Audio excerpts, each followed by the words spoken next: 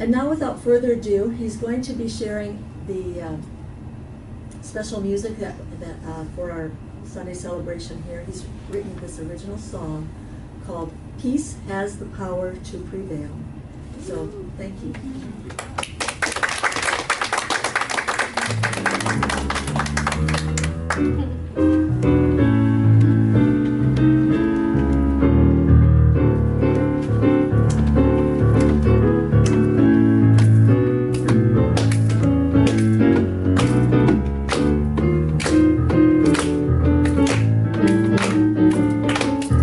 Every day, in every way, everywhere,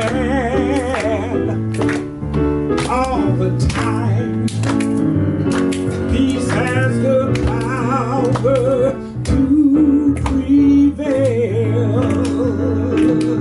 Every day, in every way,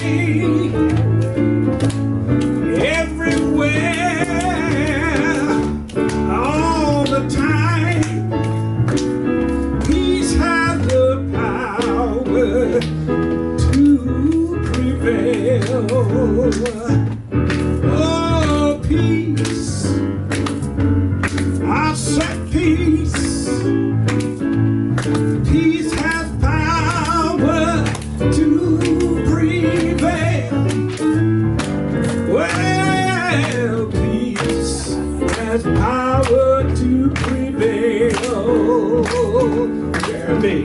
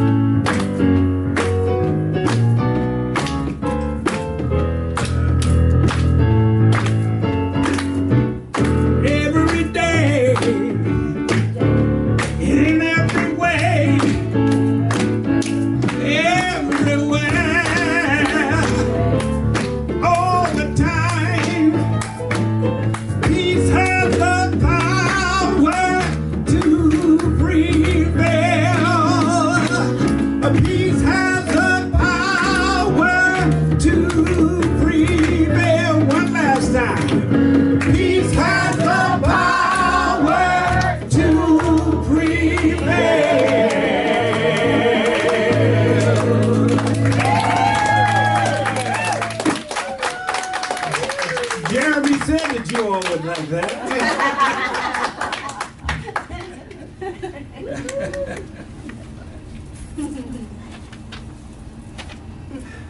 I am most appreciative deep in my heart for all that is happening right now, and I want to tell you that Jeremy is a reminder of my youngest brother, and he is graying just like Jeremy, and he has this soft, serene touch, and he's a keyboardist, and among other things, and I just want you to know that we resonated like that. We did. We resonated immediately.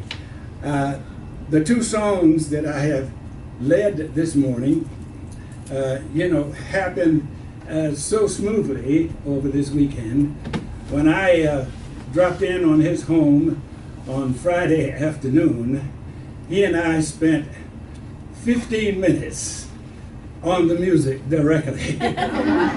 We sang that song once, and we sang the children's song once. And so you got the benefit of some serious synergy.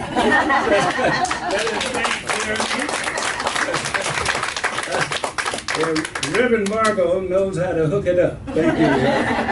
Thank you, Reverend Margot. And I definitely want to express my gratitude to Reverend Vilma and your board for enabling me to share a pulpit. But you can see I'm not dressed like a preacher, a reverend, or pastor. I am not any of those. I'm an activist. And I have been to enough religious science congregations and churches to know that many of the people who practice New Thought are not activists. They use their minds for all of the activity that they pursue. And I have a very special message today. We can utilize every one of you in your traditional approach to activism. It's quite fine with Reverend Margot and myself. Because what we have realized is that each of you is a center of peace. So when you talk about Peace Centers International, there are about 7 billion peace centers in the world today. Because we all have the freedom to direct our peace, to enhance it, and to reflect more of it. It's just whether we choose to do that or not. It's whether we choose to only focus on our personal growth, our personal aspirations, or choose, on the other hand, to contribute to humanity's good. And the only change that Reverend Margot and Peace Centers International is asking is that you focus some of your time, particularly your meditative time, on peace for humanity. You and I know that you are universal citizens. The red, white, and blue flag, or the green, red, and yellow flag, or the black and blue flag, or the red and white flag, doesn't matter. We know that consciousness is unbounded. Consciousness is unbounded. And we know from experience how effectively consciousness can influence a room.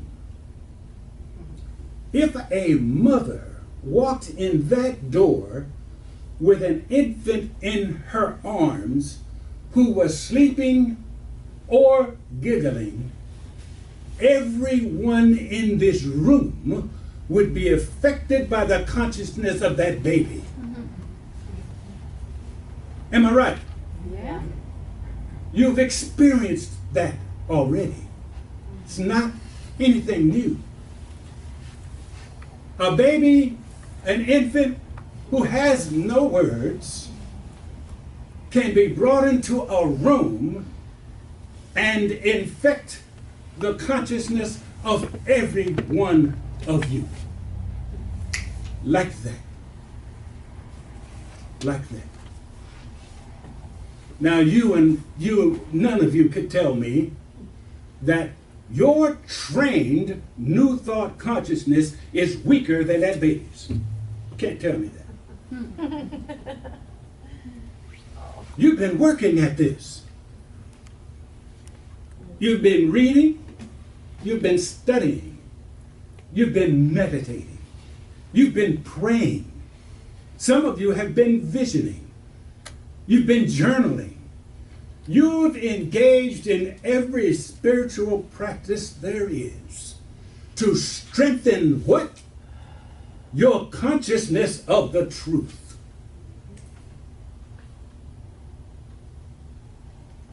There is no way that an infant being brought into this room has more power of consciousness than any of you. Can I get an amen from you?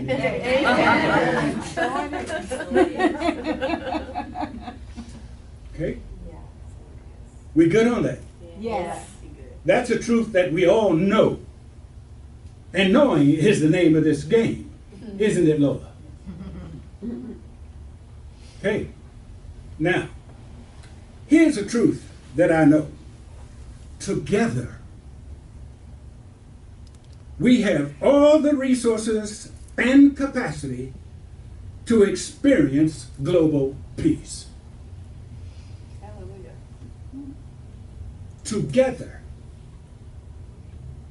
we have all of the resources and the capacity to experience global peace.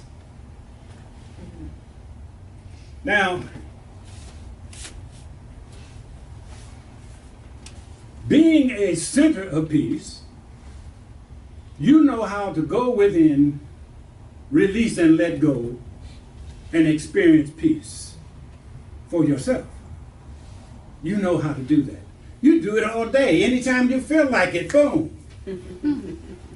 I know it's the way with me. If I want a moment of peace, I know how to be open, receptive, and responsive to the Spirit of God. I know how to do that. And you do too. You do too. Now, the ultimate purpose of this message and the workshop this afternoon is to identify people who believe and know that global peace is already an accomplished idea in the mind of God.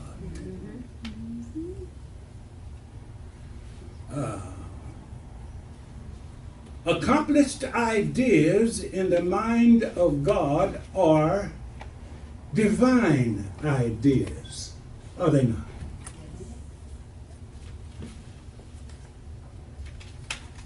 I am claiming every new baby is a center of peace. So, God is doing all it can to bring more peace into this plane by enabling new babies.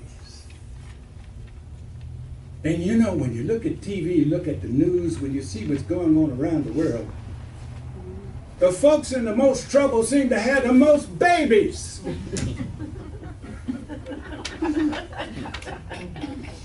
You ever notice that? Peace. Each one of them is a center of peace. Each one of them. They're being blessed with fertility not to till the fields. Okay? Not to wash clothes in the dirty river. They're being birthed as centers of peace. Peace accompanies life. You can write that down.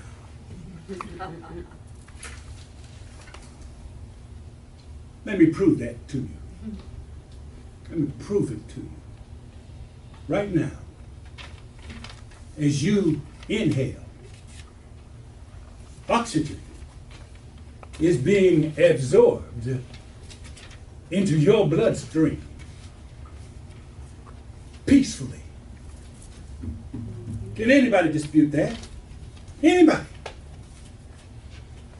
Right now, millions of red blood corpuscles are being produced within your bone marrow right now.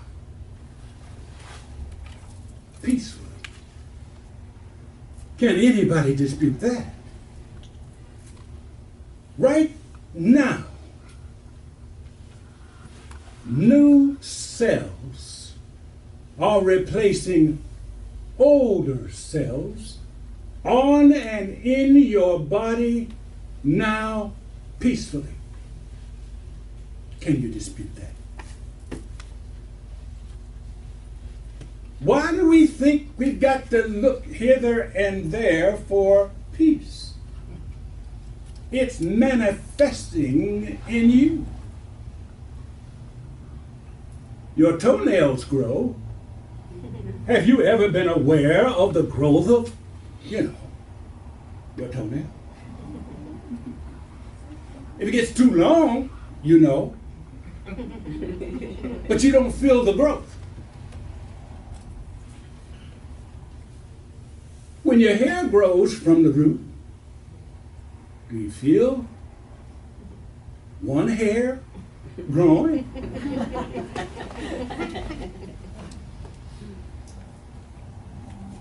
Now, if all of these are not manifestations of peace, what are they?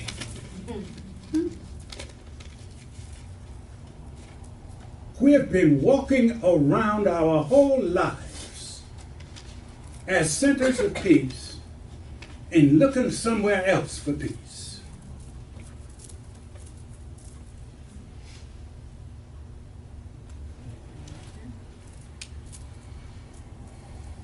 Join me right now for a brief meditation.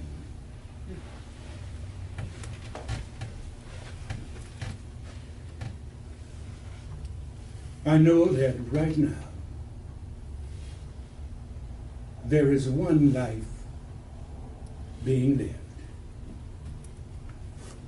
It is whole, complete, perfect, and fulfilled. That life is God. That life is my life now.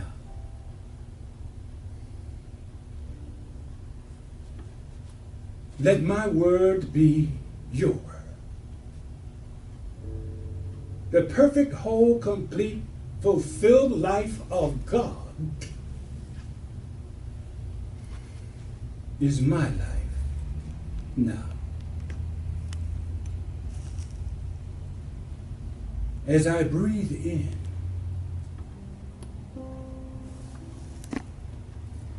I release and let go of any struggle to be open, receptive, and responsive to God. For this I know, God is open, receptive, and responsive to me. I've experienced it over and over. And so have you.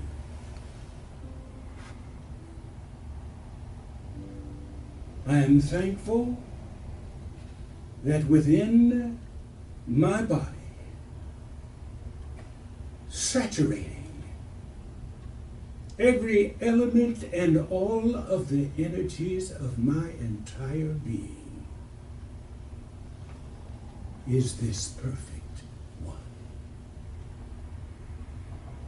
fulfilling itself peacefully, enabling me to grow peacefully. I am grateful with all of my heart and my soul.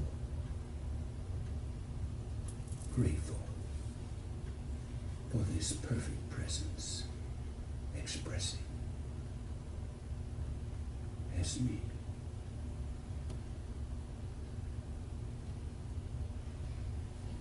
And so it is. And so it is.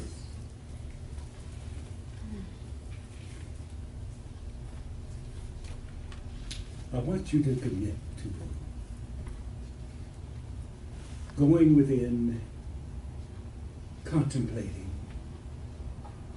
the life that is expressing and manifesting in you in all the ways we've discussed so far, peacefully.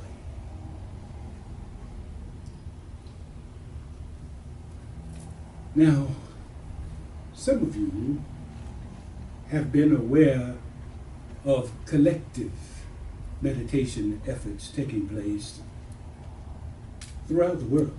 You can find them on your internet. People think Oprah and Chopra have a very famous, popular call weekly to their followers to intentionally pursue certain goals. And there's another one that's called coherence that is there. And there are others. There is one called Insight Timer. They have more than 8 million meditators utilizing their site. More than 8 million around the world. Well, we have learned a few things, in particular from transcendental meditation. We have learned that it doesn't take 8 million to make a difference in a world of 7 billion. It doesn't even take 1 million to make a difference. It only takes 1%. You know, it just, actually, it's the square root of 1%. So if you multiplied 7 billion times 1% and then took the square root of that, you'd come up with less than 250,000 people.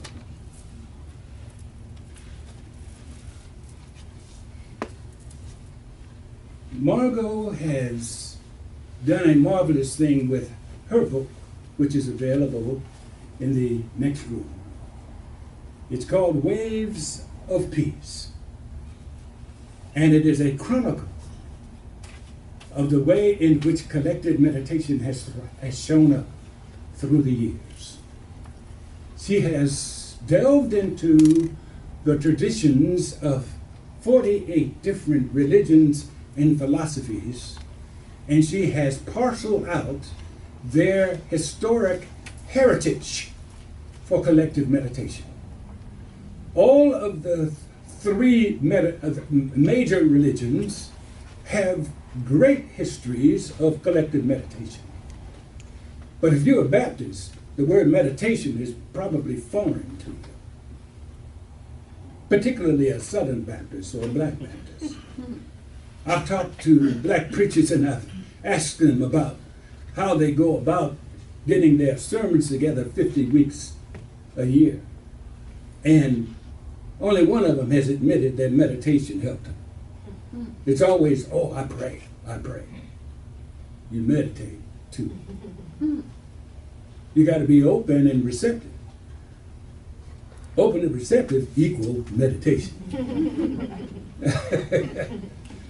Prayer equals claiming and supplication.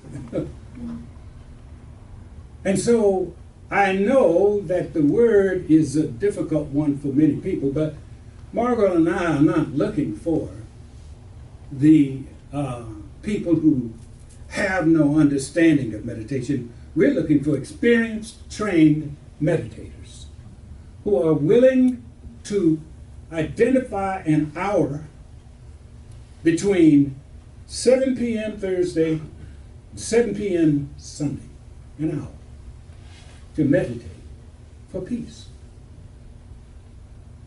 And you may meditate during the time that Muslims are in the temple praying. You may meditate when the Hebrews are in the temple praying. You may meditate when Catholics are in the temple praying. Pick the one that is most, I think, accommodating for you.